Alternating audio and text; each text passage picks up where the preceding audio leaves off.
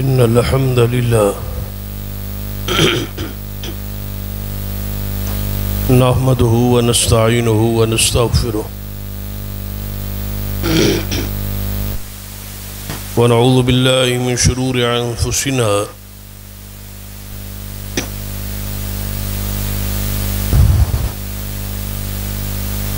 ومن سيئات أعمالنا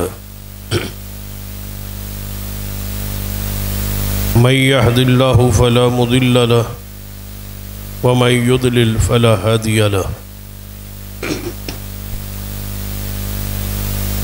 أشهد أن لا إله إلا الله وحده لا شريك له وأشهد أن محمدا عبده ورسوله أما بعد فإن خير الحديث كتاب الله وخير الهدي هدي محمد صلى الله عليه وآله وسلم وشر الأمور محدثاتها وكل محدثة بدعة وكل بدعة ضلالة أما بعد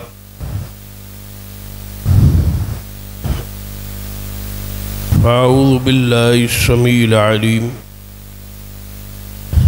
من الشيطان الرجيم من همزه ونفخه ونفثه بسم الله الرحمن الرحيم إنا نحن نزلنا الذكر وإنا له لحافظون رب اشرح لي صدري ويسر لي أمري واحلل عقدة من لساني يفقهوا قولي رب زدني علما سبحان ربك رب العزة عما يصفون وسلام على المرسلين والحمد لله رب العالمين. حضرات، جیسا آپ کے علم میں ہے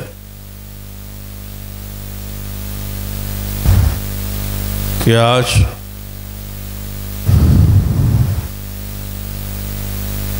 ملک بھر میں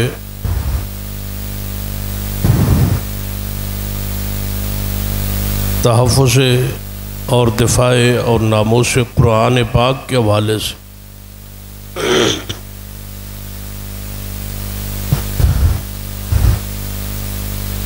خطبہ جمعہ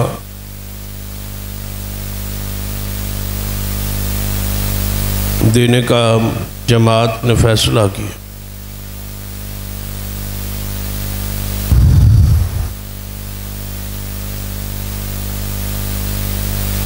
اسی حوالے سے آیت مبارکہ پڑھی.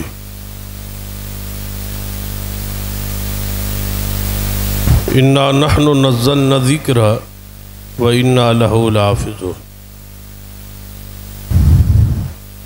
کہ ہم نے ہی اس دین کو، اس قرآن کو نازل کیا، وَإِنَّا لَهُ لَحَافِظُونَ، اور ہم ہی اس کے محافظ.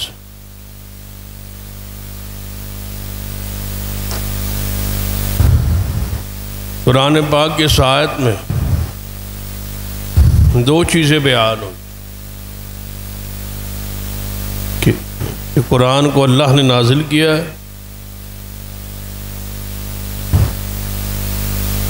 اور خود اس نے ہی اس کی ذمہ داری اٹھائی ہے کہ یہ محفوظ رہے.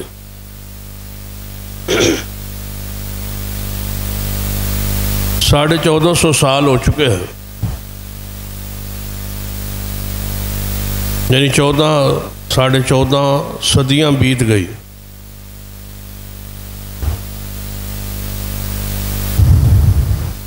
تو آپ ذرا غور کریں کہ اس آیت کی حقانیت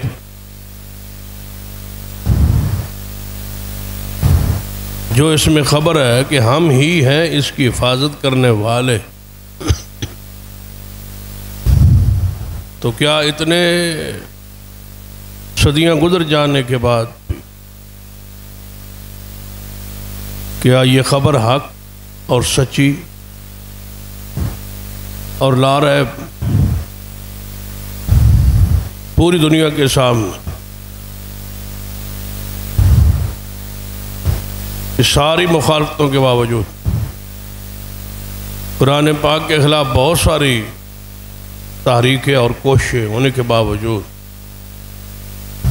ایک حرف میں آج تک تبدیلی نہیں ہو سکی، نہ مٹایا جا سکے، نہ ختم کیا جا سکے۔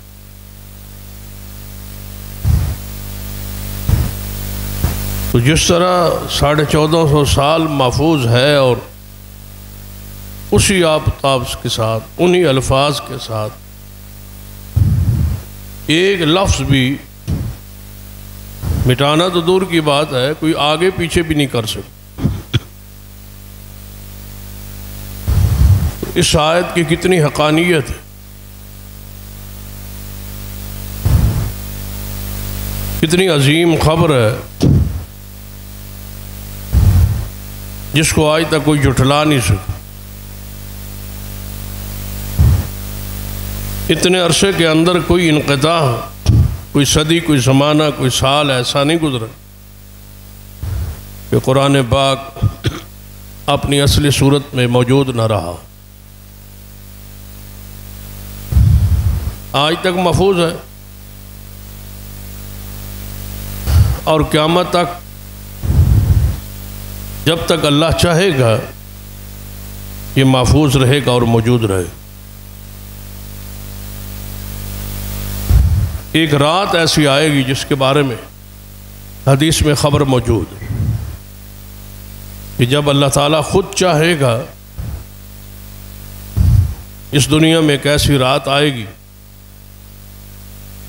کہ دنیا سو رہی ہوگی اور اللہ تعالیٰ قرآن پاک کو اس دنیا سے اٹھا لے، اور برے ترین وہ لوگ ہوں جن کے سینوں سے بھی قرآن اٹھا لیا جائے۔ سویرے اٹھیں گے تو دنیا میں کوئی ایک ایسا انسان نہیں ہوگا جس کے سینے میں قرآن کے ایک لفظ بھی موجود ہو۔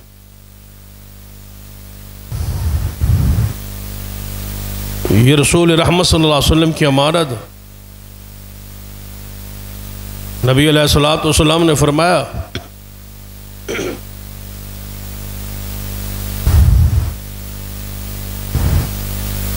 یہ دونوں چیزیں اٹھا لی جائیں، قرآن اور حدیث کو، حتیٰ کہ حوض کوثر پہ اللہ تعالیٰ مجھ پہ پیش کر دے گا، یہ قرآن ہے جس کو ہم نے محفوظ رکھا ہے اور آج یہ قرآن آپ کے پاس موجود ہے۔ وہ برے لوگ ہوں گے جن کے سینے سے قرآن اٹھا لیا، لیکن آج قرآن پاک محفوظ ہے اور سینوں میں محفوظ ہے، اور یہ بہترین لوگ ہیں جن کے سینوں میں محفوظ ہے۔ برے ہوں گے وہ لوگ جن کے سینوں میں اٹھا لیا جائے گا، بہترین ہے وہ لوگ جن کے سینوں میں قرآن محفوظ رہے۔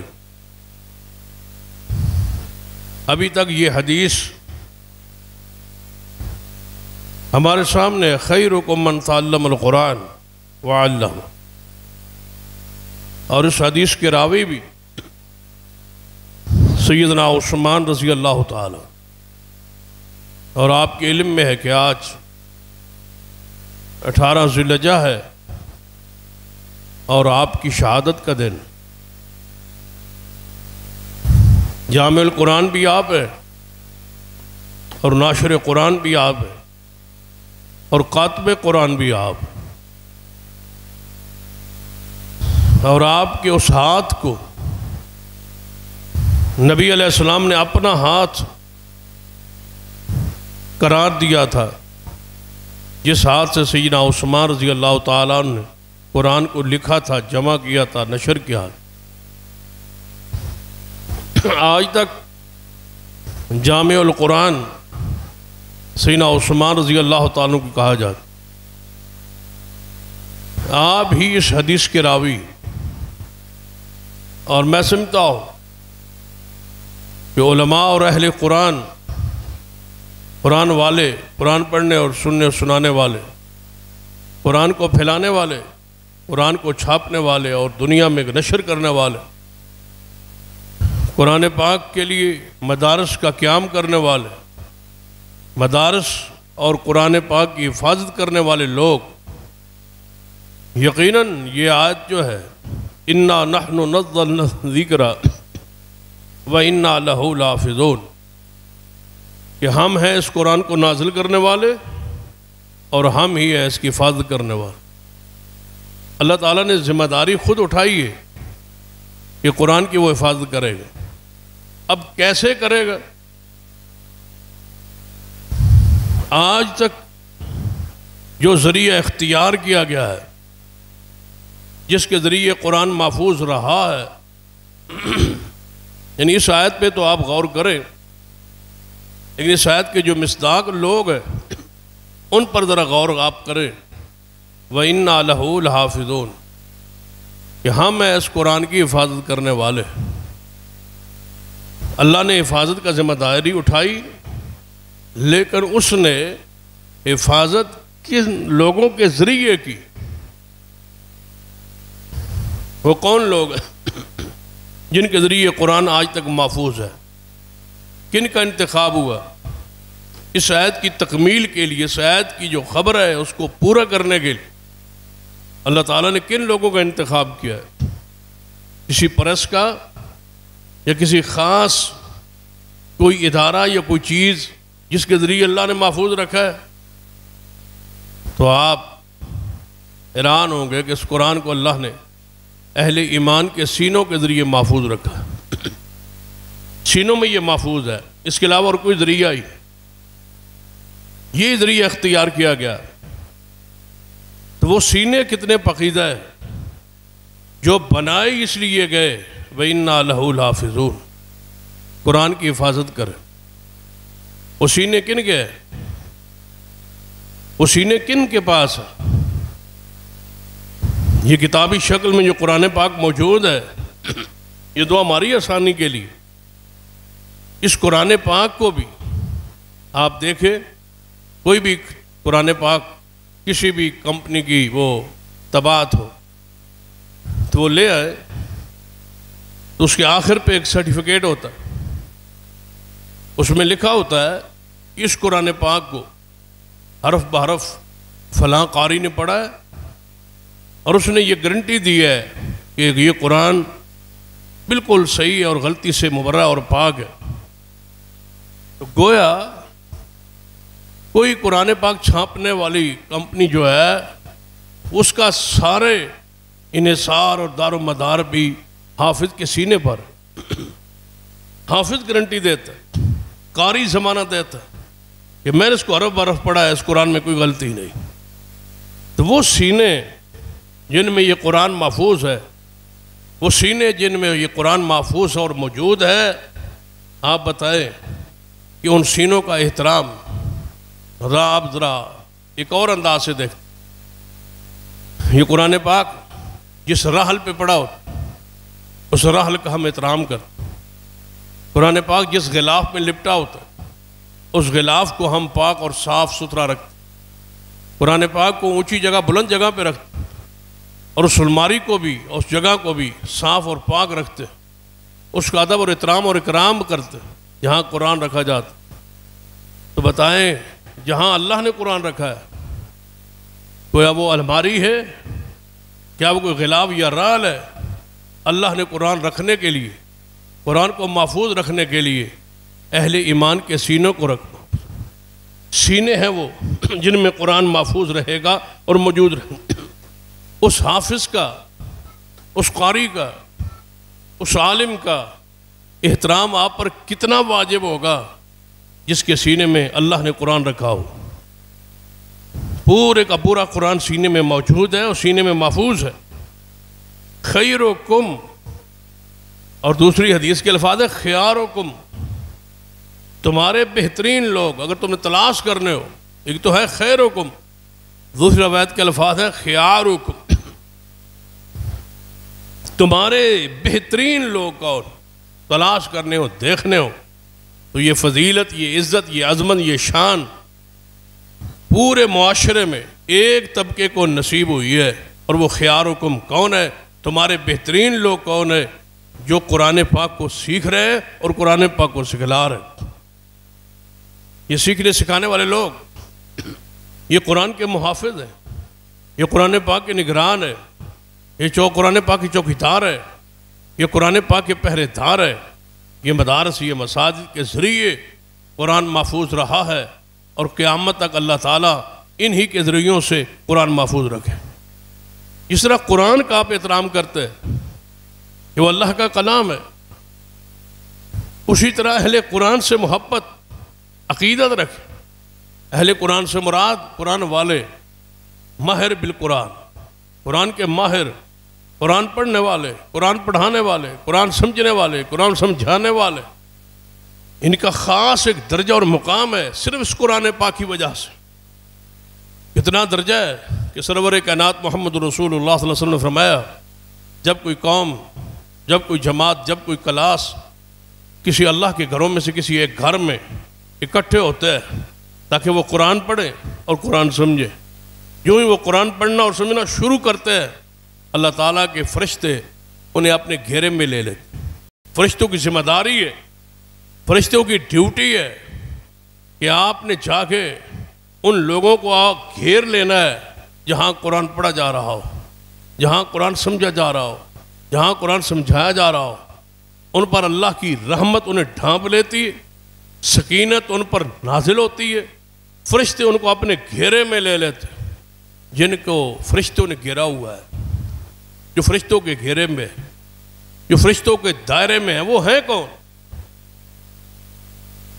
جو فرشتوں کے دائروں میں ہیں، آسمان کے فرشتے ان کی حفاظت کر رہے ہیں، آسمان کے فرشتے ان کے آس پاس دائرہ لگائے ہوئے، اور آپ ان کو گالیاں دے رہے، آپ ان کو برا کہہ رہے، آپ ان کو اچھے الفاظ میں یاد نہیں کر رہے، فرشتے ان کے پر پہرا دے رہے۔ فرشتوں کی ڈیوٹی ہے، ذمہ داری ہے۔ یہ کن کے لیے آتے ہیں؟ دیکھیں، یا صحابہ کرام کے لیے تھے میدان بدر میں، میدان احد میں، فرشتے کس کی مدد کے لیے آئے تھے؟ صحابہ کرام کی۔ اور پھر زمین پر قیامت تک کن کے لیے آتے ہیں؟ قرآن پڑھنے والوں کے لیے، قرآن پڑھانے والوں کے۔ فرشتے آ رہے۔ نبی علیہ السلام نے کیا فرمایا تھا اپنے صحابی سیدنا ابو موسیٰ اشعری رضی اللہ عنہ کہ وہ قرآن پڑھ رہے، تو نبی علیہ السلام سے آ کے عرض کیا، یا رسول اللہ صلی اللہ علیہ وسلم، میں قرآن پڑھ رہا، مجھ پر عجیب سی سکینت طاری ہوئی، تو یہ کیا ہے؟ آپ نے فرمایا، یہ فرشتے تھے جو تیری زبان کے بالکل قریب آ گئے تھے کہ تو قرآن پڑھے اور وہ سنے اور لکھے۔ یہ فرشتے تھے، قرآن پاک کے اس ہونٹوں کا وہ بوسہ لے رہے ہیں۔ فرشتے ان ہونٹوں کا بوسہ لے رہے ہیں جو بچے قرآن پڑھ رہے ہیں، جو قرآن قاری پڑھا رہے ہیں، جو قرآن سمجھ رہے ہیں، سمجھا رہے ہیں۔ فرشتے آ کے ان کے ہونٹوں کا بوسہ لے رہے ہیں، ان سے محبت کر رہے ہیں، ان کی خوشبو سونگھ رہے ہیں۔ وہ قرآن کی، وہ اللہ کے ذکر کی خوشبو سے ان کے ہونٹ معطر ہے۔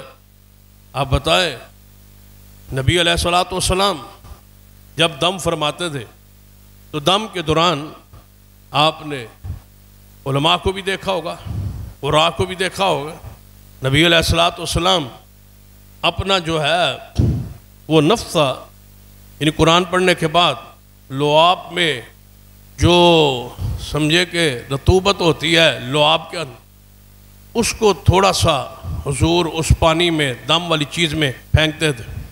یہ کیا ہے؟ یہ جو نفسہ ہے یہ کیا ہے؟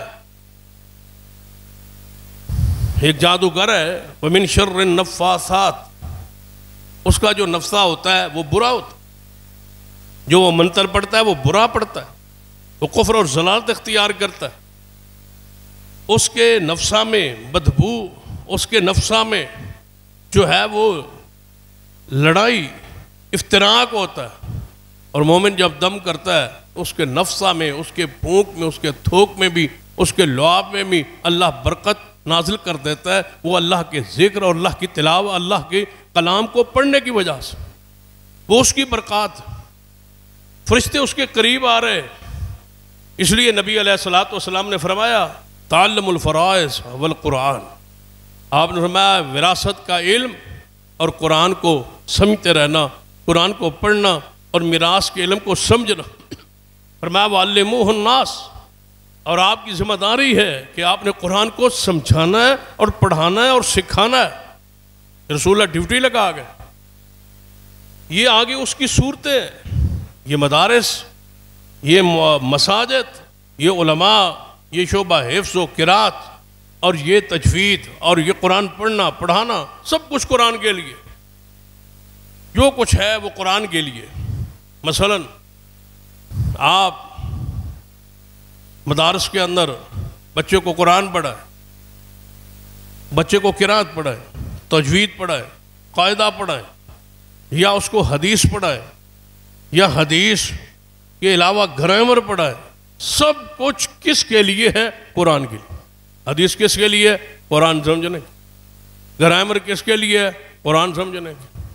یعنی گویا کہ ایک قرآن ہے جس کی یہ خدمت کا سلسلہ جاری ہے. اور حضور حکم دے وَعَلِّمُهُ النَّاسِ، حضور فرماتے ہیں لوگوں کو یہ قرآن سکھاتے رہنا، قرآن سمجھاتے رہنا، قرآن پڑھاتے رہنا. اس کی مختلف صورتیں ہیں، چاہے وہ مسجد کے اندر ہے، چاہے وہ مدارس. یہ اسی حدیث کا مصداق ہے، اسی حدیث کی تشریح ہے، اسی حدیث کا عمل ہے. فرمایا فَإِنِّي مَقْبُوسٌ، میں محمد مصطفیٰ دنیا سے جانے والا ہوں، میں فوت ہونے والا ہوں.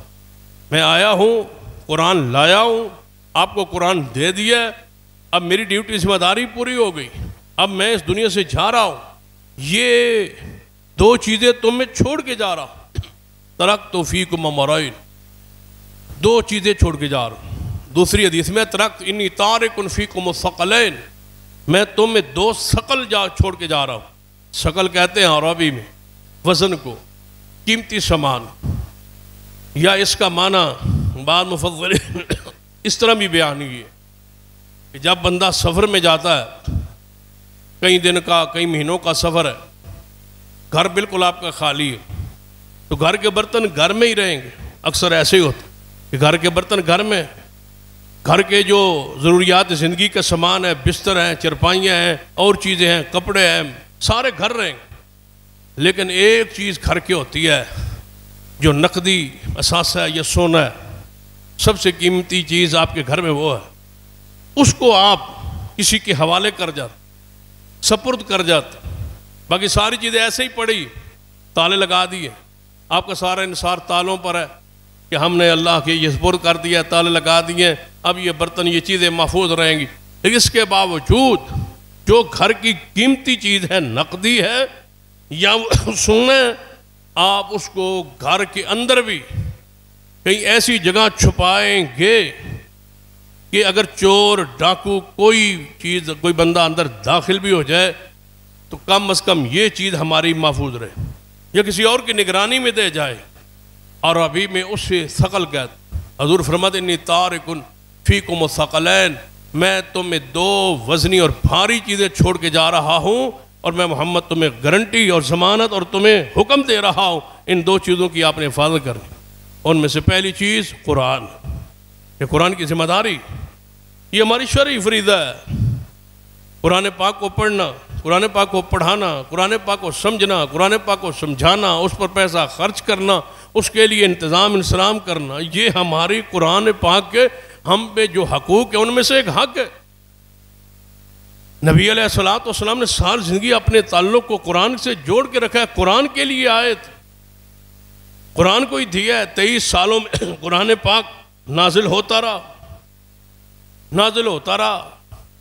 حضور پڑھتے رہے، پڑھاتے رہے، سمجھاتے رہے. قرآن پاک کے لیے آپ کی زندگی مبارکہ جو تھی وہ وقف تھی.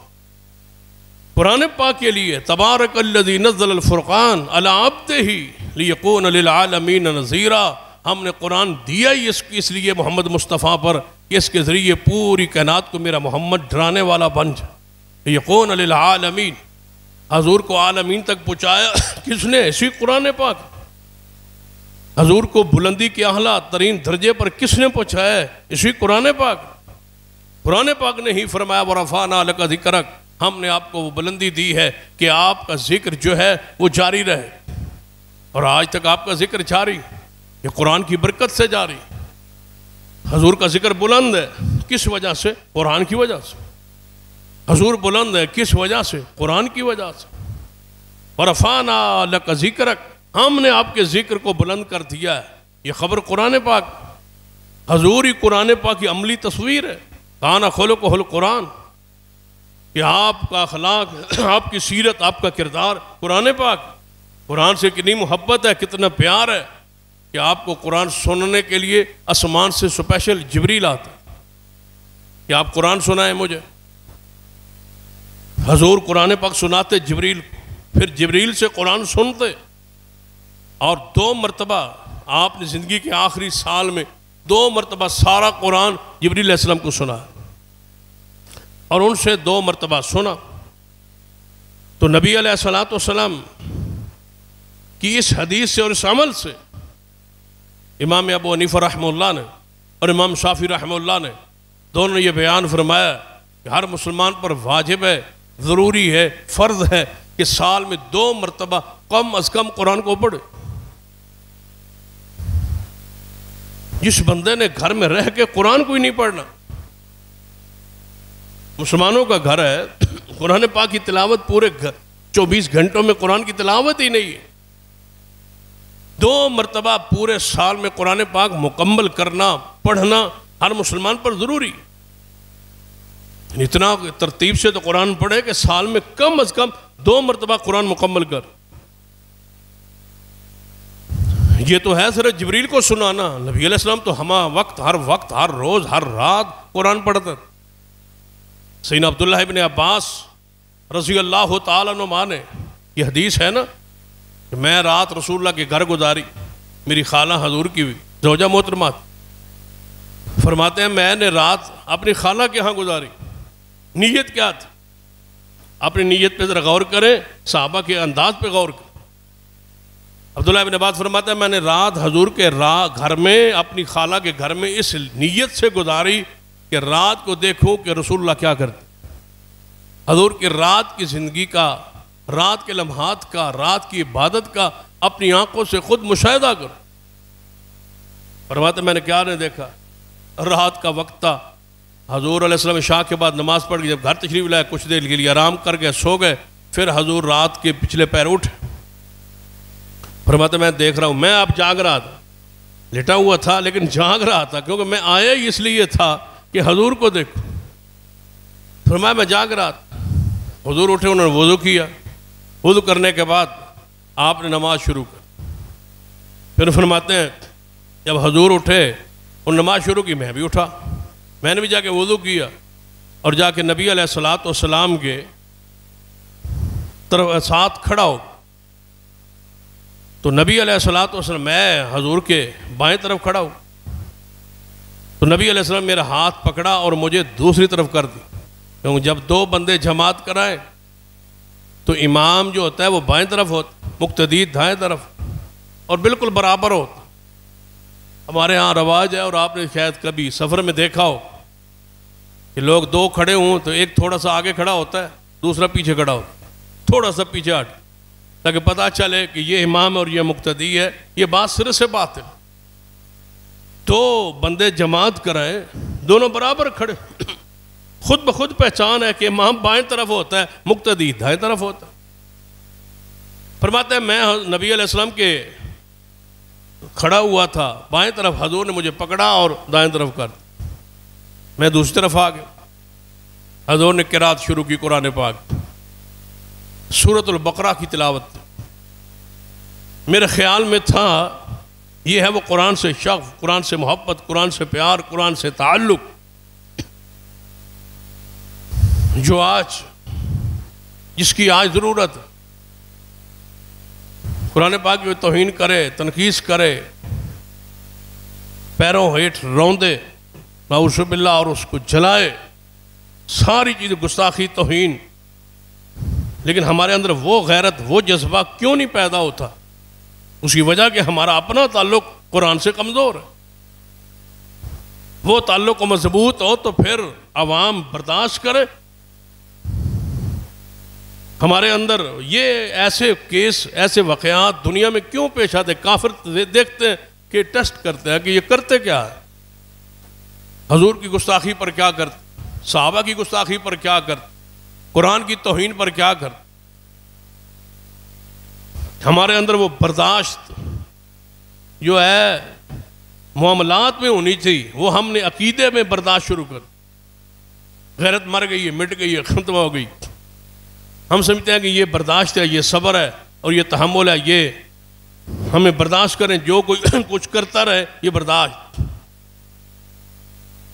دیکھیں نا، حدیث پاک میں آتا ہے کہ جب اللہ تعالیٰ کی توہین کے الفاظ وہ یہودی نے کہے تھے، قرآن پاک نے کہا نا کہ اللہ کو قرض دو، جو اللہ تعالیٰ کو قرض دے گا وہ قرض حسنہ، اللہ تعالیٰ اس کو بہترین کر کے، دگنا کر کے لٹائے گا. اس سے مراد کیا تھا؟ وہ صدقہ کرے، خیرات کرے، زکوٰۃ دے. تو یہودیوں نے صحت کا مذاق اڑایا، کہنے لگے اب اللہ تعالیٰ غریب ہو گیا، فقیر ہو گیا اور پیسے مانگتا ہے، زکوٰۃ مانگتا ہے اور قرض مانگتا ہے. محفل سے یہودیوں کی لگی ہوئی تھی. یہودی جو پوپ پادری تھا، بڑا تھا، وہ مذاق کر رہا تھا قرآن کا.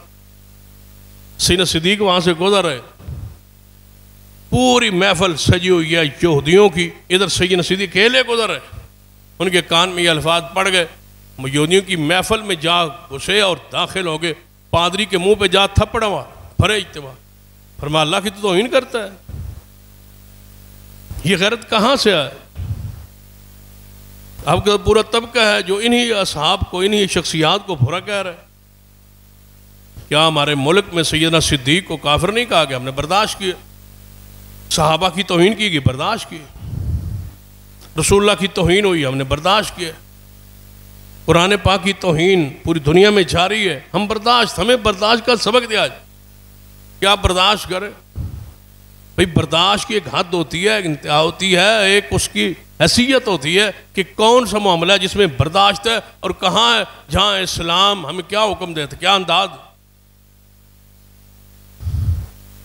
یہ مسئلہ اللہ کی توہین اور تنقیص کا ہے. سیدنا صدیق آگے بڑھے، تھپڑ مارا اس کے منہ. حالانکہ ان سے بڑا حوصلے والا کون ہو سکتا، ان سے بڑا برداشت والا کون ہو. یہودی نے کہا یہ ابو بکر کو جرأت ہوئی ہے کہ ہمیں تھپڑ مار، یہ ہے مہاجر اور باہر سے آئے ہیں، اور ہمارے مدینہ کے ہمارے پوپ اور ہمارے پادری کو، یہودیوں کے اتنے بڑے پادری کو انہوں نے، جناب پوپ کو انہوں نے تھپڑ مار دیا. لوگوں نے کہا آپ محمد مصطفیٰ کے ساتھی ہیں، صحابہ ہیں اور بہت سارے ان کا جتھا ہے، فوج ہے، ان کے پاس طاقت ہے، قوت ہے، آپ حضور کو شکایت لگا دیں، حضور بدلہ لے. گواہ تو ہے کوئی نہیں. صدیق کے خلاف درخواست دائر کر، رسول اللہ کے پاس شکایت آ گئی کہ آپ کے ساتھی نے تھپڑ مارا ہے یہودی کے منہ پر، آپ بدلہ دیں، آپ تو انصاف کے حامی ہیں. رسول اللہ نے صدیق کو بلایا، فرمایا یہ واقعہ پیش ہے. جی یا رسول اللہ پیش آئے. فرمایا ہوا کیا تھا؟ یا رسول اللہ اس نے اللہ کی توہین کی، قرآن کا وہ مذاق کر رہا تھا، مجھے غصہ آیا، جلال آیا، میں نے اس کے منہ پہ تھپڑ دے مارا. رسول اللہ نے فرمایا تیرے پاس کوئی گواہ ہے؟ فرمایا یا رسول اللہ میں اکیلا جا رہا تھا، محفل ساری یہودیوں کی، مجمع سارا یہودیوں کا تھا، وہ کر رہا تھا، میں داخل ہو گیا، میں نے تھپڑ مار دی، میرے پاس کوئی گواہ نہیں. یہودیوں نے کہا یہ کیسے ہو سکتا ہے جی؟ ہم ایمان لائیں یا نہ لائیں قرآن پر، قرآن اللہ کی کتاب آپ پر نازل ہوئی ہے، ہم آپ کی قرآن پاک کی توہین کیسے کرتے ہیں؟ ہم نے نہیں کی. اللہ تعالیٰ کو ہم مانتے ہیں، اللہ تعالیٰ کا گالی دے رہے ہیں، یہ کیسے ہو سکتا ہے؟ یہودی صحیح لیکن اللہ کو تو ہم مانتے ہیں، ہم نے کوئی ایسی بات نہیں. آپ نے فرمایا ابو بکر رضی اللہ تعالیٰ یا کوئی گواہ تو تھے نا، پھر گواہ لاؤ. یہ تو سارے لوگ ایک طرف ہیں کہ آپ نے بغیر کسی وجہ کے. فرمایا یا رسول اللہ ایسا نہیں ہے، میرا کوئی گواہ نہیں ہے لیکن معاملہ ایسا ہی. سیدنا صدیق کے بارے میں جب رسول اللہ یہ سنا تو آپ نے فرمایا ابو بکر یا تو پھر اسلامی عدالت ہے، رسول اللہ کی عدالت ہے، یا گواہ دینا پڑے گا یا پھر اس کا بدلہ تھپڑ کھانا پڑے. فرمایا یا رسول اللہ گواہ نہیں ہے میرے پاس، لیکن ہوا ایسے ہے، باقی جو فیصلہ آپ قریب تھا کہ حضور یہ فیصلہ کرتے کہ صدیق کو تھپڑ مارا جائے، تو اللہ تعالیٰ نے صدیق کی گواہی کے طور پر قرآن نازل کر. جب اللہ کے لیے بندہ من کان للہ کان اللہ لہ، یہ اس کا ضابطہ ہے، اس کا اصول ہے، اس کا قانون ہے. جو اللہ کے لیے ہو جائے پھر اللہ اس کا ہو جاتا. اللہ نے گواہی دی، فرمایا محبوب لقد سمع اللہ قول الذین قالوا ان اللہ فقیر ونحن اغنیاء. اللہ سن رہا تھا جب یہ کافر کہہ رہے تھے کہ اللہ فقیر ہے اور ہم غنی ہو گئے، ہم سے مانگتے. رب گواہی دیتا ہے صدیق کہ صدیق نے سچ کہا.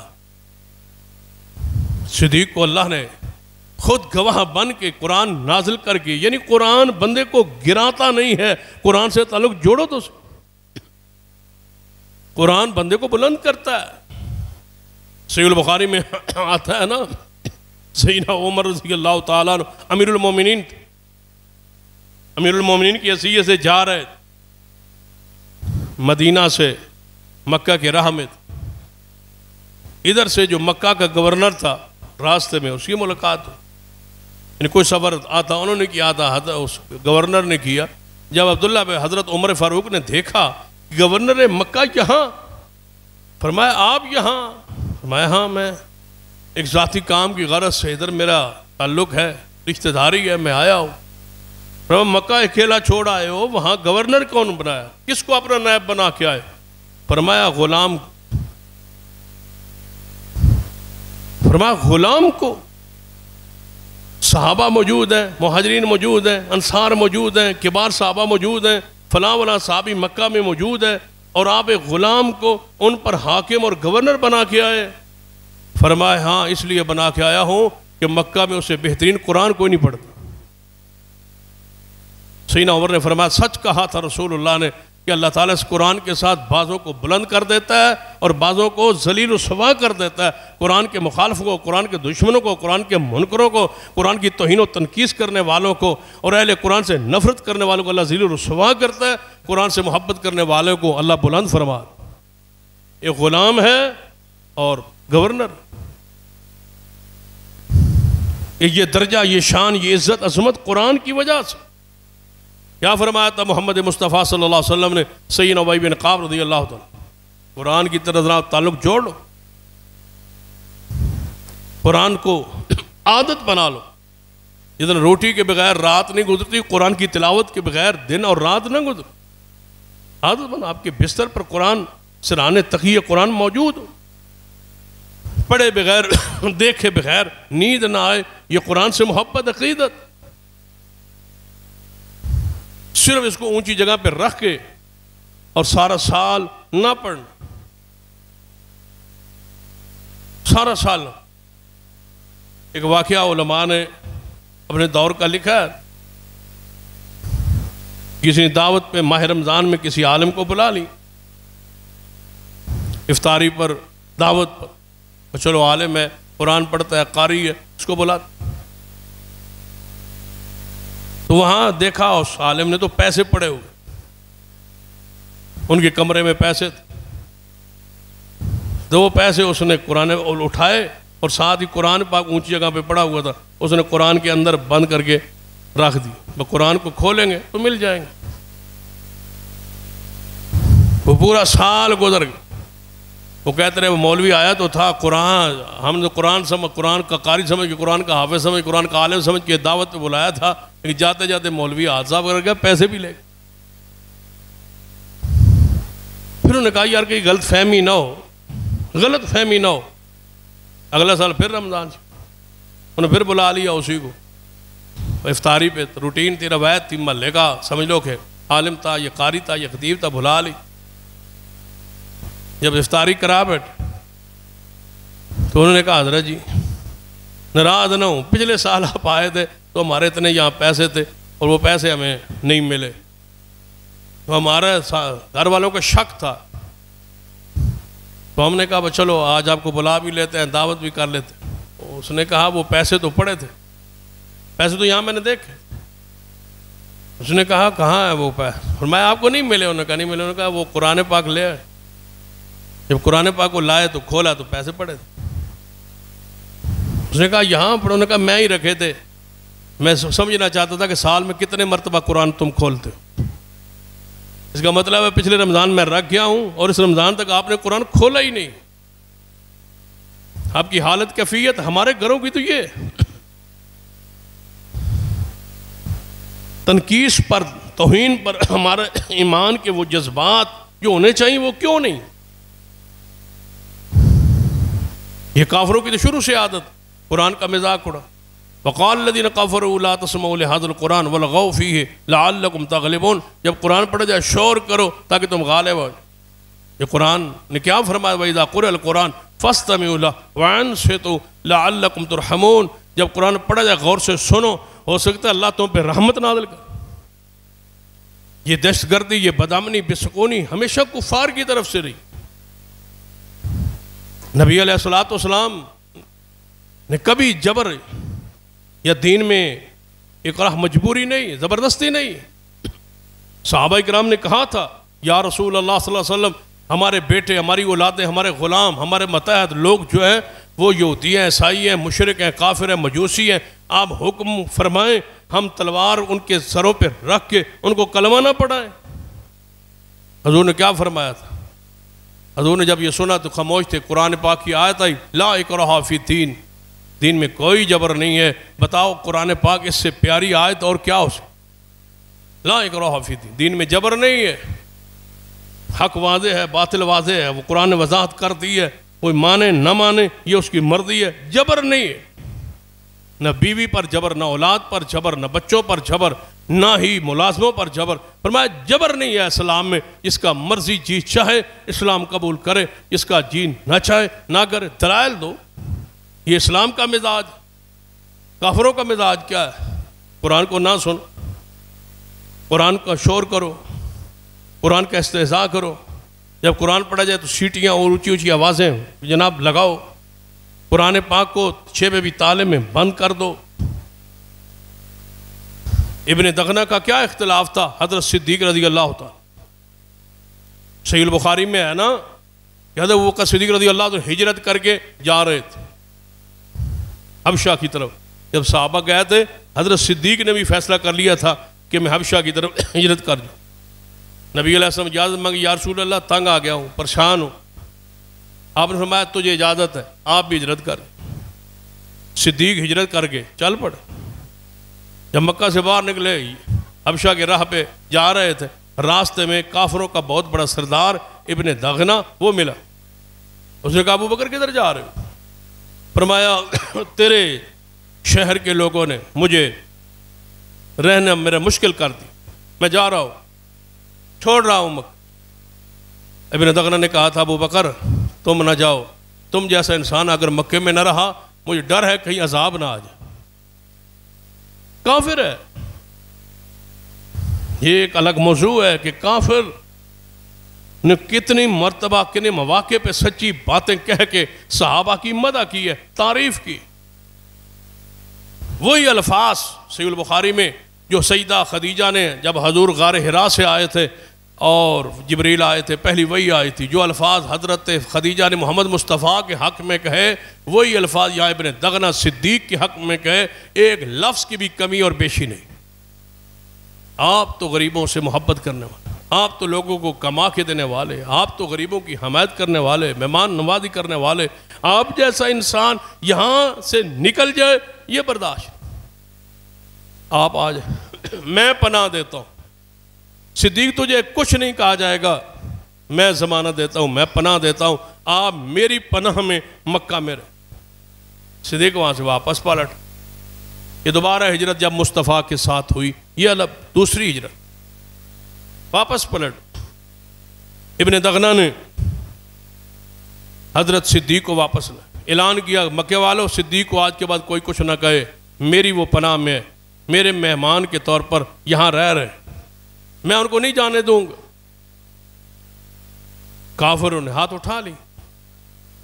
صدیق ابن دغنہ کی پناہ میں تھے. جب قرآن کی تلاوت شروع کرتے تو کافر کہتے ہے ابن دغنہ اس کو پناہ دیے تو یہ تو پھر قرآن پڑھ رہا ہے۔ دہشت گرد کافر ہوتے، متعصب کفار ہے، متشدد کفار ہے۔ مسلمانوں میں تشدد نہیں، شروع سے لے کر آج تک اسلام میں تشدد نہیں ہے۔ کفر کا اہل کفر جو ہے تشدد ان میں، یہ کون راستہ روک؟ تبلیغ سے کیوں محمد مصطفیٰ کو روکا جا رہا ہے؟ جب بیت اللہ میں وہ بتوں کی پوجا کر رہے ہیں، مصطفیٰ ان کو نہیں روک رہے، صرف منع کرتے ہیں کہ عبادت نہ کرو، ان کی عبادت کرو اللہ کی۔ وہ کیوں روکتے ہیں رسول اللہ کو وعظ سے، نصیحت سے، تبلیغ سے؟ یعنی تشدد کفر میں ہے، راستہ روکا جائے۔ ابن دغنا آیا صدیق کے پاس، ابو بکر یار تو نے قرآن پڑھنا شروع کر دی۔ فرمایا یہ تو ہمارا ہی غذا ہے بھائی، قرآن تو پڑھنا ہے۔ کہا میرے پاس سارے کافر آئے ہیں، وہ کہتے ہیں صدیق تمہاری پناہ میں ہے، قرآن نہ پڑھے رہے ہمیں کوئی اعتراض نہیں، ساری تکلیف قرآن سے ہے کفار، قرآن نہ پڑھے۔ صدیق نے فرمایا ابن دغنا پناہ لے یا واپس لے، قرآن کے بغیر ہم نہیں رہ سکتے، یہ ہماری تو خوراک، یہ ہماری تو غذا ہے، قرآن کے بغیر نہیں رہ سکتے۔ اللہ کے بندوں، مومن ہے ہی وہ جو قرآن کے بغیر نہ رہے، قرآن پاک کے بغیر ہم نہیں رہ سکتے۔ میں نے تلاوت کرنی ہے اور روزانہ کرنی ہے اور روٹین سے کرنی ہے۔ ابن دغنا کہنے لگا پھر میں اپنی پناہ واپس لیتا ہوں، صدیق جانے اور کفار جانے، میں نہیں برداشت کر سکتا یہ قرآن کی تلاوت۔ پناہ اس نے واپس لے لی، لیکن صدیق نے قرآن کو نہیں چھوڑا۔ قرآن سے ایسی محبت، ایسی عقیدت، ایسا پیار ہو، تب جا کے یہ جذبات، تب جا کے یہ عقیدت، محبت رنگ دکھاتی ہے۔ جب قرآن پاک سے محبت اور یہ پیار ہو، محبت نہ ہو، خالی کھوکھلے دعوے ہوں کہ قرآن کو ہم مانتے ہیں، وہ مانتے تو ہیں، قرآن پاک کے توہین تنقیص پوری دنیا میں جاری ہے۔ آپ کے جذبات کیا ہے؟ جو آپ کر سکتے ہیں آپ نے وہ کیا ہے۔ حکمرانوں سے لے کر عوام الناس تک، عامی تک، ہر بندے پر قرآن کے حقوق ہے۔ جو وہ کر سکتے ہیں اس کو کرنا اس پر واجب و فرض و ضروری ہے۔ عوام الناس سے احتجاج کر سکتے ہیں وہ احتجاج کر، حکمران بائیکاٹ کر سکتے ہیں وہ بائیکاٹ کر، سفارتی بائیکاٹ ہو، اخلاقی بائیکاٹ ہو، معاشی بائیکاٹ ہو، ہر کے معاملات، لین دین، آنا جانا، سفارت، سب کچھ ختم۔ ایسے ممالک سے، خاص کر اس ملک سے، سویڈن سے، جس نے توہین قرآن کو اپنا جناب مذہب کا حصہ بنا لی یا اپنی پہچان بنا لی ہے کہ قرآن پاک کی آئے روز توہین کریں اور دیکھیں مسلمان کہاں جاتے۔ یہ کوئی ضروری نہیں ہے کہ کئی صدیاں اس کو لگ جائے، کافر یہی تلاش میں ہے کہ کب ان کی وہ ایمان کی جذبات ختم ہوں تاکہ ہم آگے بڑھیں۔ صحابہ کی توہین اس لیے کرتے، پھر رسول اللہ صلی اللہ علیہ وسلم کی توہین ہوتی، پھر قرآن پاک کی توہین ہوتی۔ یہ ترتیب ہے کافروں کی کہ پہلے دیکھیں یہ کہاں تک جاتے، پھر وہ کچھ عرصے کے لیے خاموش ہو جاتے، جب دیکھتے ہیں کچھ نہیں کر رہے پھر اور ٹیسٹ۔ کہیں ایسا نہ ہو یہ ٹیسٹ لیتے لیتے لیتے اس نتیجے پر وہ پہنچ جائیں کہ یہ اب کچھ بھی کرنے کے قابل لائق نہیں رہے۔ اس لیے آپ صدا آواز بلند کرنا آپ پر فرض ہے، ضروری ہے، لازم ہے۔ قرآن سے محبت، عقیدت کا اظہار ہو۔ کیا کہا تھا وہ حدیث پاک میں ہے نا کہ صحابی نبینا تھا، حضور کی عزت اور حرمت کا مسئلہ تھا، اور بیوی تھی اس کی ام ولد لونڈی، اس کے بطن سے، اس کے پیٹ سے اس کے بچے تھے، اور بچوں کے بارے میں حدیث میں آتا ہے انتہائی خوبصورت موتیوں جیسے دو بیٹے اس عورت کے، اس شوہر سے تھے، نبینا تھے صاحب، کافرہ تھی وہ، اور لونڈی تھی، کافرہ تھی، حضور کی توہین کرنے لگ۔ جب توہین کرنے لگی تو نبینے صحابی نے کیا کہا، اب بھئی تیرے پیٹ سے تو میرے بچے بھی ہیں اور موتیوں جیسے بچے ہیں، لیکن رسول اللہ کی توہین تو نہ کر۔ نبینا میں ضرور ہوں، آنکھیں میری نہیں ہے، لیکن حضور کی توہین میں برداشت نہیں کر سکتا، یہ میرے ایمان کا مسئلہ۔ عورت بعد نہ آئی، انہوں نے کسولا پکڑا، اس کے پیٹ پہ رکھا، اور تیسرا بچہ پیٹ میں تھا، نبینا ہو کے اس کے پیٹ کے اوپر کسولا رکھ کے دبایا، پیٹ چاک کیا، عورت کو قتل کیا، نہیں رکے نہیں بات. یہی ہے نا ما ورائے عدالت قتل. صحابی رسول نے کر دی، لیکن اس کو عدالت کا تحفظ، کیونکہ رسول اللہ کی عدالت میں یہ کیس آ رہا ہے، رسول اللہ کی حرمت کا مسئلہ ہے، فیصلہ رسول اللہ نے کرنا ہے، حق رسول اللہ کا ہے. اس لیے امت کے علماء پر سے اجماع ہے کہ ما ورائے عدالت قتل نہیں، لیکن عدالت کے اندر کیس فیصلہ کرنے والے بھی وہی لوگ ہوں جو فیصلہ قرآن اور مصطفیٰ کی سنت کے مطابق پھر کریں، تاکہ اہل ایمان کو یقین ہو کہ یہاں سے فیصلہ آئے گا تو محمد مصطفیٰ کے حق میں آئے گا، رسول اللہ کے حق میں. یہ قتل ہو گیا، پورے مدینہ میں بات پھیل گئی، عورت قتل ہو گئی، نابینا صحابی کی بیوی قتل ہو گئی. حضور نے صحابہ کو بلا لی، آپ نے فرمایا میرے صحابہ وہ لونڈی جو قتل ہوئی ہے کسی کے علم میں ہو؟ سارے خاموش ہیں. رسول اللہ صلی اللہ علیہ وسلم جب سمجھا کہ میری جماعت کے کسی شخص کا یہ کام نہیں ہے، آخری آپ نے معاملے کے طور پر، آخری بات کے طور پر رسول اللہ نے فرمایا میرے صحابہ میں تجھے اللہ کا واسطہ دیتا ہوں اور ان حقوق کو یاد دلاتا ہوں جو اللہ نے محمد کے حقوق آپ پہ رکھے. اگر میرے حقوق کا تم پوری طرح پاس رکھتے ہو تو تمہیں اللہ کا واسطہ دیتا ہوں، تم میں سے اگر کسی شخص کو اس عورت کے قاتل کا علم ہو تو وہ مجھے بتلا دے. وہ صحابی کھڑا ہو گیا، نبینا پیچھے بیٹھا تھا، کانپ رہا ہے. حضور کے صحابہ نے اس کو پکڑا، نبینا تھا، حضور کے قریب لائے، فرمایا مجھے ذرا قریب کرو. حضور کے قریب آیا، یا رسول اللہ وہ میری بیوی تھی نا. اب فرمایا ہاں بیوی تو تیرے بیوی کے بارے میں ہی تو تلاش کریں کہ اس کا قاتل کون ہے. فرمایا یا رسول اللہ اس کا قاتل میں آپ. بھئی کیوں قتل کیا؟ یا رسول اللہ اس سے بڑی محبت تھی مجھے، اس کے اس کے بیٹے بھی تھے اس کے بطن سے میرے، اور موتیوں جیسے بچے، اور تیسرا بچہ سے وہ عاملات، ساری محبت تھی، سب کچھ تھا. یا رسول اللہ وہ آپ کی توہین کرتی تھی. محبت ساری دنیا سے ہوتی ہے لیکن رسول اللہ سے زیادہ نہیں. محبت اولاد سے ہوتی، بیوی بچوں سے ہوتی ہے، مال دولت سے ہوتی ہے، کاروبار سے ہوتی ہے، اپنی زندگی سے ہوتی ہے، سب کچھ ہوتا ہے، لیکن رسول اللہ سے زیادہ نہیں. رسول اللہ سے زیادہ محبت کسی شے سے ہو تو بندہ مومن نہیں ہو سکتا. سب سے محبت ہے لیکن رسول اللہ سے زیادہ نہیں ہو سکتا. یہی ایمان ہے، یہی اسلام ہے، یہی دین ہے، اور یہی پورے اسلام کا نچوڑ خلاصہ ہے کہ ساری مخلوقات سے بڑھ کے محبت محمد مصطفیٰ سے. اس کے بغیر ایمان لا یؤمن احدکم حتی اکون احب الیہ من والدہ وولدہ والناس اجمعین. کوئی مومن نہیں ہو سکتا جب تک مجھے اپنی اولاد اور اپنے والدین سے اور پوری دنیا سے بڑھ کے محبت مجھ سے نہ کرے.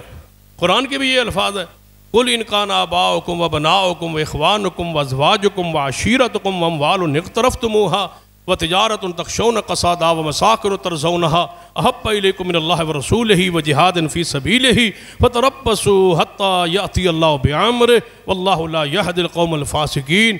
فرما دیجئے پیارے حبیب جناب محمد صلی اللہ علیہ وسلم، اگر تمہارے والدین، تمہارے اولاد، تمہارے بیوی بچے، تمہاری اولادیں، تمہارے بھائی، تمہارے رشتہ دار، تمہاری بیویاں، تمہارے مال دولت، کوٹھیاں، مکان، تجارت، کاروبار، اگر تجھے اللہ اس کے رسول سے زیادہ پیار ہے تو اللہ کے عامر کا عذاب کا انتظار کرو. اللہ ہو جائے ایسے فاسق کو کبھی ہدایت نہیں دیتا. ساری دنیا سے بڑھ کے پیار محمد مصطفیٰ صلی اللہ علیہ وسلم.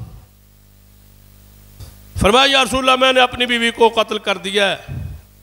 صرف آپ کی محبت ذکر کرتا ہے کہ بیوی سے محبت تھی، اس کے بطن سے میرے بچے تھے، لیکن یا رسول اللہ آپ سے زیادہ تو پھر نہیں نہ ہو سکتا. ام سعد کو حضرت سعد نے کیا کہا تھا جب سعد مسلمان ہوئے تھے؟ ماں نے احتجاجاً بھوک ہڑتال کر دی، دھوپ میں بیٹھ گئی، میں سائے میں نہیں جاؤں گی، میں دھوپ پہ بیٹھی رہوں گی، نہ کچھ کھاؤں گی نہ کچھ پیوں گی، اور مدینے کی گلی میں دھوپ میں مر جاؤں گی۔ لوگ کہیں گے سعد وہ ہے جس نے اپنی ماں کو بھوکا مار دیا ہے محمد مصطفیٰ کی وجہ سے۔ بھوک ہڑتال پہ ہے، سعد آئے، دیکھا ماں تڑپ رہی ہے بھوک سے اور دھوپ میں، بھوک ہڑتال میں۔ فرمایا ماں کیا مسئلہ ہے، چھائے میں بیٹھ جا۔ اس نے کہا کلمہ چھوڑ دے، چھائے میں چلی جاؤ۔ فرمایا کچھ کھا لے، فرمایا کلمہ چھوڑ دے، محمد مصطفیٰ کو چھوڑ دے، کھانا پینا شروع کر دوں گی۔ فرمایا سعد نے، اے ماں ایک بات پہلے سن لے، تیری جیسی ہزار ماں ہو بھوکی مر جائے، محمد کا کلمہ نہیں چھوڑا جا سکتا۔ یہ بات ہے اسلام کی، دین کی محبت کی، باقی آگے تیری مرضی ہے، دھوپ پہ مر یا چھاں پہ آ جا، یہ تیری مرضی ہے، لیکن اگر تو کہے کہ کلمہ چھوڑ دے، محمد مصطفیٰ کو چھوڑ دے، یہ نہیں ہو سکتا۔ ہزاروں مائیں محمد کی جوتے پہ قربان۔ کیا حیثیت ہے رسول اللہ کے مقابلے میں؟ یہ توہین کا سلسلہ، قرآن کی توہین ہے تو یہ رسول اللہ کی توہین ہے، یہ اللہ کی توہین ہے، یہ قرآن کی توہین، یہ رسول اللہ کی توہین۔ یہ کافروں کا وتیرہ ہے، کافروں کا یہ انداز ہے۔ اس دن سے لے کر آج تک کافر تشدد پر ہے، مسلمانوں کے راہوں کو روکتے ہیں، جہاد کے راہوں کو روکتے ہیں، قرآن کے راستوں کو روکتے ہیں، تشدد کرتے ہیں، جبراً اپنے مذہب کو مسلط کرتے۔ حضور نے سوچا، کچھ دیر بعد خاموش ہو گئے۔ قاتل تو مل گیا نا بیوی کا، حضور چپ ہے، خاموش ہے۔ کس کا انتظار کر رہے ہیں؟ وحی کا۔ فیصلہ کیا ہو، یہ حضور کی ذات۔ اس لیے ہم کہتے ہیں آج بھی اگر کوئی شخص توہین کرتا ہے نا حضور کی توہین کرنے کے بعد وہ کہے کہ میں معافی مانگتا ہوں، میں توبہ کرتا ہوں، مجھے معاف کر دیا جائے، آئندہ ایسا نہیں ہوگا، اس کو معاف کرنے کا حق بھی کسی کو نہیں ہے، اس کو قتل کر دیا جائے گا، اس کا معاملہ اللہ کے سپرد کر دیا جائے گا۔ یہ حق رسول اللہ کا معاف کریں یا نہ کریں، کسی امتی کو حق نہیں ہے کہ محمد کے گستاخ کو معاف کیا ہے، یہ ہمیں حق ہی نہیں پہنچتا، یہ حق رسول اللہ کا ہے۔ اب رسول اللہ سوچ رہے ہیں کہ میری گستاخ کو اس نے قتل کیا ہے، اس کے بارے میں کیا فیصلہ ہوتا ہے؟ فرماتے کچھ دیر سوچ رہے تھے، وحی کا انتظار جاری تھا۔ وما ينطق عن الهوى ان هو الا وحی یوحى، وہ وحی کے بغیر بولتے نہیں، انتظار میں تھے، سوچ میں تھے، انتظار کر رہے تھے آسمان سے کیا فیصلہ آتا ہے۔ کچھ دیر بعد وحی کا سلسلہ ختم ہوا، حضور نے رخ انور کو اٹھایا، فرمایا ان دمہا حاضر، اس کا خون رائے گھان گیا، اس کا خون ضائع گیا، اس خون کی کوئی قیمت نہیں جس خون میں محمد کا ادب نہ ہو۔ میرے صحابی نے جو کیا صحیح کیا، ٹھیک کیا، ان دمہا حاضر، اس خون کی کوئی قیمت۔ خون رائے گاں ہے اس عورت کا، اس خون، وہ خون پلید ہے جس میں رسول اللہ کی محبت نہ ہو، رسول اللہ پر ایمان نہ ہو، اور رسول اللہ صلی اللہ علیہ وسلم کی عزت ادب احترام نہ ہو، سمجھو کہ اس کا خون ہی پلی۔ بلکہ ایک بڑی باریک بات لکھی ہے بعض محدثین نے، وہ اس سے بھی زیادہ قابل غور ہے۔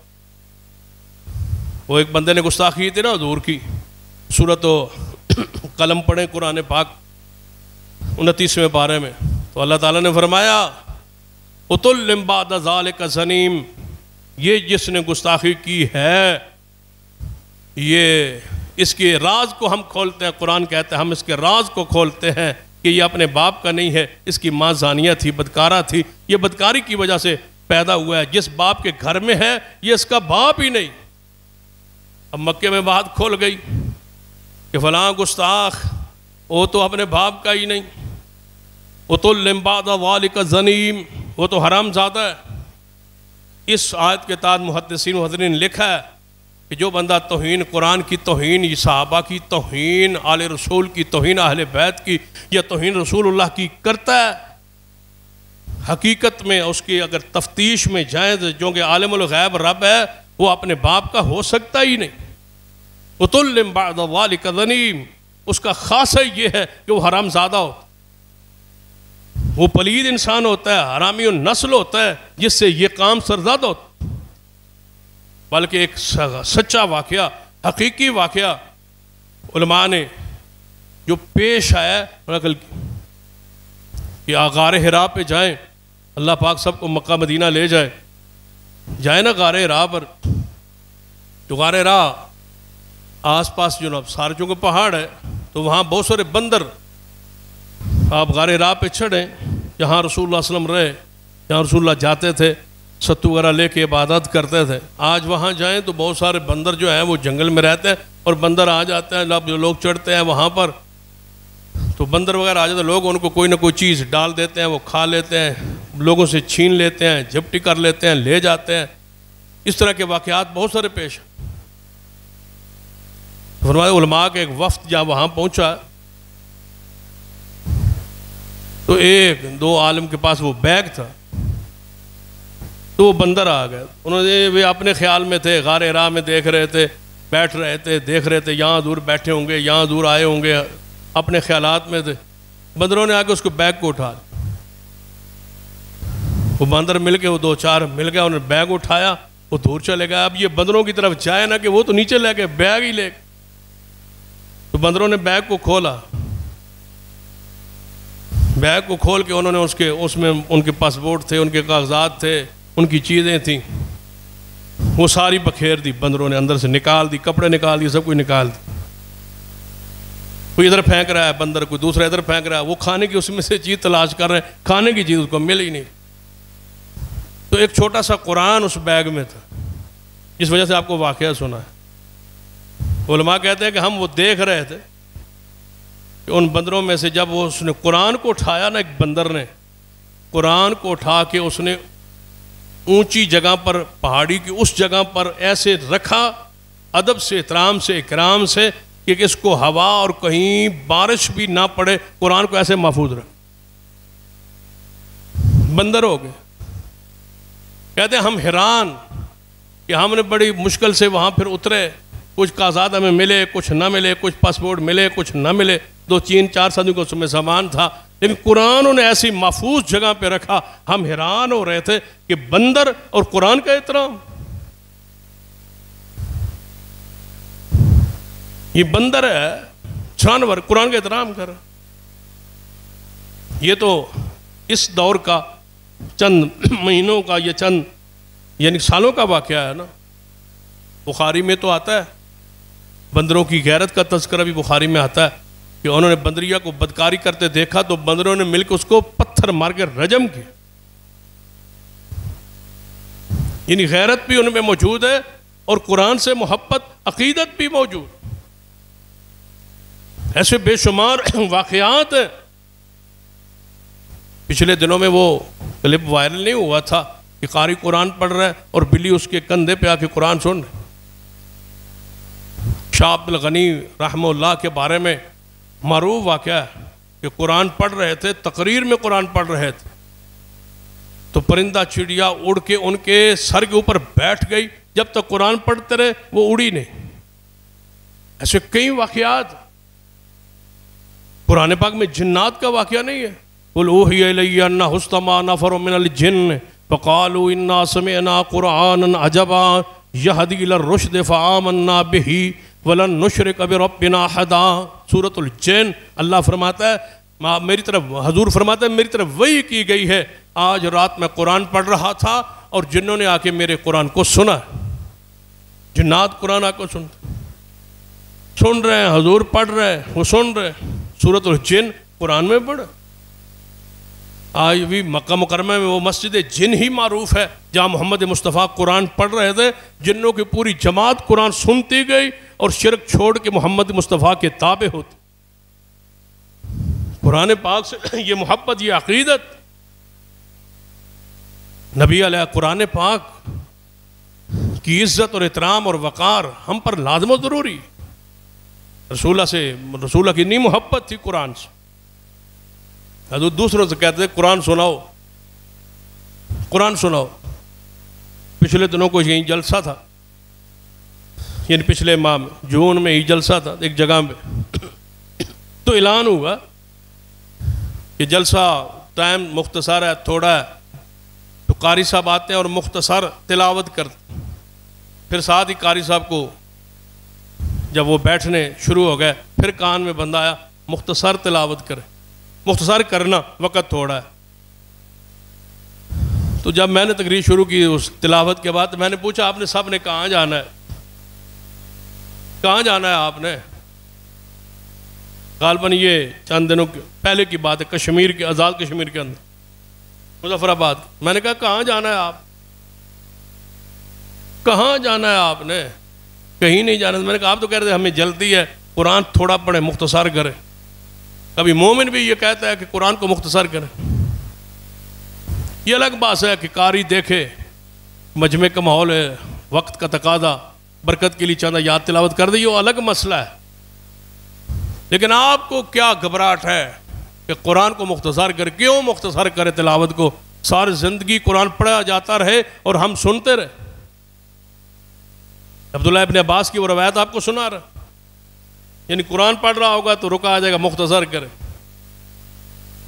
نعت شریف پڑھی جا رہی ہوگی، بس جی چند کلمات پڑھیں، نعت پڑھیں، لیکن 2-3 شعر پڑھیں، بس. کیوں بھائی؟ اس کے تلاوت کے بعد جب نعت خوان شروع ہوا وہ بندہ ہی پیچھے کھڑا ہو گیا، پیچھے اس کا کندھا پکڑے، بس کر. میں پیچھے بیٹھا تھا، میں نے کہا چھوڑ دے اس کو، نعت شریف پڑھنے دے. وہی وقت گزر جائے جو محمد مصطفیٰ کی نعت سنتے گزر جائے، وہی سعادت ہے. زیادہ زیادہ یہ ہوگا نا ہم تقریر مختصر کر دیں گے، وہاں آگے مختصر کر دیں گے. نعت حضور کی پڑھ رہا ہے، پڑھنے دیں. وہی لمحات باسعادت ہیں جو حضور کی نعت سنتے گزر جائے. وہ کتنے مبارک لمحات ہیں کہ قرآن پڑھتے ہماری زندگی کے لمحات گزر جائیں. قرآن پڑھنے دیں. ابن عباس کیا فرماتے ہیں؟ میں حضور کے ساتھ آگے کھڑا ہو گیا، حضور کے ساتھ آگے کھڑا. نبی علیہ السلام نے قرآن کی تلاوت شروع کی، نماز تہجد میں سورۃ البقرہ کی تلاوت شروع کی. میرے خیال میں تھا کہ سورۃ البقرہ پوری پڑھیں گے، 2.5 پارے. سورۃ البقرہ ختم ہوئی تو رسول اللہ نے سورۃ آل عمران شروع کر دی. جب آل عمران کے آخر پہ پہنچے میرے خیال میں تھا کہ اب رکوع میں جائیں گے، لیکن حضور نے سورۃ النساء شروع فرما دی. 5 پارے حضور نے ایک رکعت میں پڑھے. یہ ہے قرآن سے شوق، قرآن سے محبت. حضور صحابی فرماتے ہیں حضور جب اس آیت پہ پہنچے نا، ان تعذبہم فانہم عبادک، اے اللہ اگر تو عذاب کرے تو یہ تیرے بندے ہیں. عیسیٰ علیہ السلام کو اللہ تعالیٰ پوچھے گا نا قیامت والے دن، انت قلت للناس اتخذونی وامی الہین من دون اللہ، اے عیسیٰ ابن مریم آپ کہے آئے تھے کہ مجھے اور میری ماں کو معبود بنا لینا، اللہ بنا لینا، اللہ کا حصہ بنا لینا. یا اللہ میں نہیں کہہ آیا تھا، میں تو جب ان میں تھا تو میں نے کو توحید کا آواز کیا. جب تو نے مجھے زمانوں پہ اٹھا لیا، مجھے نہیں پتا بعد میں یہ کیا کرتے رہے دنیا میں، مجھے اس کا کوئی علم نہیں ہے. تو جانتا ہے جو کچھ میرے اندر ہے، میں نہیں جانتا جو کچھ تیرے نفس میں ہے. اللہ اگر فرمایا پھر ان کے بارے میں کیا فیصلہ کرواتے ہو عیسیٰ ابن مریم؟ فرمایا ان تعذبہم فانہم عبادک، اگر تو عذاب کرے تو یہ تیرے بندے ہیں، اور اگر معاف کر دے تو تیرا معاملہ ہے. اللہ میں ان کے بارے میں کچھ نہیں کہتا. حضور جب اس آیت پہ پہنچے تو رو پڑے. فرمایا عیسیٰ، اے میرے بھائی عیسیٰ ابن مریم، یہ کہہ رہے ہو ان تعذبہم فانہم عبادک، تیرے بندے ہیں، عذاب کر دے تیری مرضی، چھوڑ دے تو تیری مرضی. جب اس آیت پہ پہنچنا تو حضور ساری رات فجر کے وقت تک حضور یہی پڑھتے رہے، ان تعذبہم فانہم عبادک، اگر ماں عذاب دے تو تیرے بندے. عیسیٰ ابن مریم کا یہ قول قرآن میں نقل ہے، اگر تو عذاب کرے تو یہ تیرے بندے ہیں، اگر معاف کرے تو تجھے کوئی پوچھنے والا نہیں، لیکن اگر عذاب دے تو تیرے بندے ہیں، میں کچھ نہیں کہتا. حضور فرماتے ہیں میں یہ نہیں کہوں گا، میں نہیں یہ کہوں گا کہ عذاب دے تیرے بندے ہیں، میں کہوں گا تیرے بندے ہیں معاف فرما دے. میں نہیں کہوں گا کہ تیرے بندے عذاب دے یا چھوڑ دے، نہیں، میں تو کہوں گا اے اللہ ان کو معاف کر، ان کو معاف کر، ان کو معاف کر. تمہارا حق نہیں بنتا محمد پر درود و سلام بھیج. اللہم صلی علی محمد وعلی آل محمد. حضور فرماتے ہیں میں تو یہ نہیں کہوں گا، میں تو نہیں کہوں گا، میں تو یہی کہوں گا اللہ معاف کر دے، میری امت کو معاف فرما دے، میری امت کو معاف فرما دے. تو دوستو قرآن پاک سے محبت، قرآن پاک سے عقیدت، قرآن پاک سے پیار، قرآن پاک کا دفاع، قرآن پاک سے محبت، یہ ہم پر فرض ہے اور اسلام کا قرض ہے اور حضور کی امانت ہے. ہم نے اس کو سنبھالنا ہے اور اس کے لیے اپنی زندگی کو وقف کرنا. یہ مساجد، یہ مدارس، یہ طلباء، یہ علماء، یہ اساتذہ، جو کچھ صدقہ و خیرات جو کچھ ہے اسی قرآن کے لیے. ایک تو ہے یہ ہے اس قرآن سے محبت کہ ہم نے اس کو پڑھانا ہے، پھیلانا ہے، پڑھاتے رہنا ہے، ان کو چلاتے رہنا ہے، یہ ہمارا ایک قرآن سے محبت عقیدت کا اظہار ہے۔ اور دوسرا کہ ہم نے قرآن پاک کا جو توہین کرتا ہے، گستاخی کرتا ہے، اس کے خلاف اپنی آواز کو، اپنی بساط، اپنی طاقت کے مطابق اس آواز کو بلند کرنا ہے تاکہ اس کا دفاع اور اس کے دشمن جناب ان کو تنبیہ ہو کہ مسلمان زندہ ہے، قرآن والے زندہ ہے، قرآن پڑھنے والے زندہ ہے، قرآن پڑھانے والے زندہ ہے، قرآن سے محبت کرنے والے زندہ ہے، قرآن سے ہم نے محبت عقیدت کا اظہار کرنا ہے۔ حضور کا خط گیا تھا نا کسریٰ کے پاس، حضور کا خط، اس نے جب حضور کا خط دیکھا نا اس میں قرآن بھی تھا، حدیث بھی تھی، اس نے خط کو پکڑا اور پھاڑا، ٹکڑے کر کے پھینک دیا۔ حضور کو خبر پہنچی فلاں نے تمہارا خط جو ہے پھاڑ دیا ہے، فرمایا اس نے میرا خط پھاڑا ہے، اللہ اس کی حکومت کو پھاڑ دے گا۔ پھر وقت آیا، چند دن ہی نہیں گزرے تھے، اللہ نے حکومت کو پارا کر کے رکھ دیا۔ آپ اللہ سے یہ دعا تو کر سکتے ہیں نا کہ اے اللہ گستاخوں کو اپنے انجام تک پہنچا دے، اللہ ان کو عبرت کا نشان بنا دے، اللہ ان ملکوں کو جو قرآن کی توہین کرتے ہیں، گستاخی کرتے ہیں، اللہ ان کو پارا کر دے، ان کے عزائم کو تباہ و برباد کر دے، اللہ امت مسلمہ کو غلبہ نصیب فرما دے۔ قرآن کو دنیا کی محفوظ ترین کتاب ہے، آج تک محفوظ ہے اور انشاءاللہ قیامت تک محفوظ رہے گی۔ ہم اس کے دفاع کے لیے، اس کے تحفظ کے لیے، اس شاہ اللہ کی نشانی، اس نبی پاک کے عظیم معجزہ کے لیے ہم انشاءاللہ آج تک اپنی زندگی وقف کیے ہوئے ہیں۔ انشاءاللہ ہم بھی، ہماری اولادیں بھی، ہمارے دوست احباب رشتہ دار جماعت سب کچھ مال دولت پیسہ وقت اس قرآن کے لیے ہے اور انشاءاللہ قرآن کے لیے ہی رہیں گے، قرآن کے لیے جئیں گے، قرآن کے لیے مریں گے۔ اللہ مجھے اور آپ کو توفیق دے۔ اقول قولی ھذا واستغفر اللہ لی ولکم ولسائر المسلمین وآخر دعوانا الحمدللہ۔